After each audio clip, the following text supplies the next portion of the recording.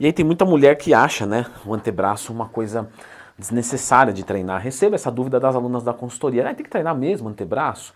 Então já clica no gostei, se inscreve no canal, porque o que costuma acontecer no antebraço, tá, meninas? Prestem atenção. Quando vocês são mais iniciantes, às vezes até intermediárias, vocês estão ali fazendo um bom treinamento de dorsal, um bom treinamento de trapézio. Leandro, eu tenho que treinar trapézio mesmo? Sim, já expliquei aqui no canal, tá? Lembra de procurar Leandro Twin, mais tema. Você não precisa treinar necessariamente para hipertrofia, mas é interessante que você faça um estímulo. E treinando esses grupamentos musculares, você acaba ativando bastante do seu antebraço. E aí no começo fica muito proporcional, até porque você não tem muita massa muscular mesmo, e aí tá tudo bem. Só que a partir do momento que você vai buscando melhorias do seu corpo, né? O antebraço ele costuma ficar para trás, em quem busca mais hipertrofia dos membros superiores. Então aqui existe sim um grande porém se você deve ou não treinar. Diferente de outros grupos, né? Vamos supor, vou falar aqui uma besteira, tá? Eu tenho que treinar a panturrilha mesmo? Minha panturrilha é grande. Sim, é importante que você treine ela, porque apesar dela ser grande, ela precisa de função motora. Ela precisa estar ali desempenhando um papel de saúde, de longevidade, de mobilidade. E ela não é ativada em outros movimentos, sabe? Fazer coxa, você não ativa a panturrilha em nível significativo. Você vai treinar membro superior, você não ativa. Agora, o antebraço, ele é muito ativado em vários grupamentos musculares.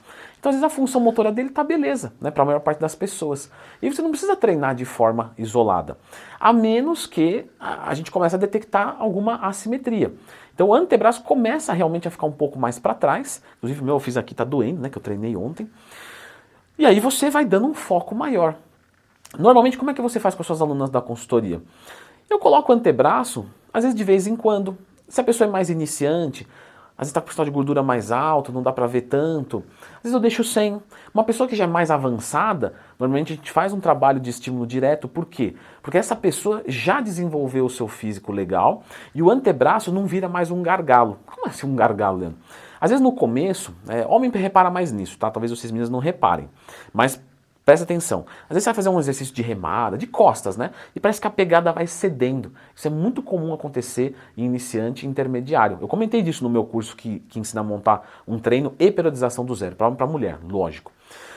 Só que depois, quando você vai ficando mais avançado, o antebraço ele aguenta, né? E você consegue falhar as costas, o que é ótimo, porque o exercício é de dorsal, o exercício é de trapézio, é de bíceps. Eu não quero falhar o antebraço, mas no começo acontece. Mais pra frente, quando é mais avançada, aí às vezes não acontece. A gente olha, tem um antebraço um pouquinho deficiente, não vai desenvolver se não houver um trabalho de forma específica. Então a gente faz uma avaliação do físico, uma avaliação do estágio do aluno, pra gente ver se prescreve ou não um treinamento de antebraço.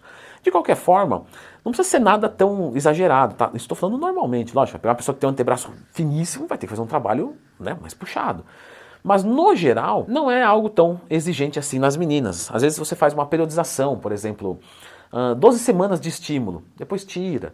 Aí agora vamos colocar um estímulo uma vez por mês só para manter, né? O antebraço ele realmente costuma ser assim na maior parte das mulheres que não busca um grupamento muscular muito avantajado do superior.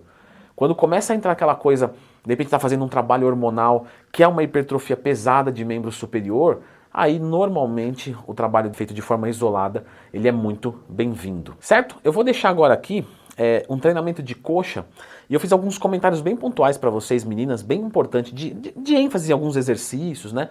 Alguns pequenos macetes para vocês colocarem em prática no dia a dia, tá? Deem uma olhadinha aqui, não é nem 10 minutinhos.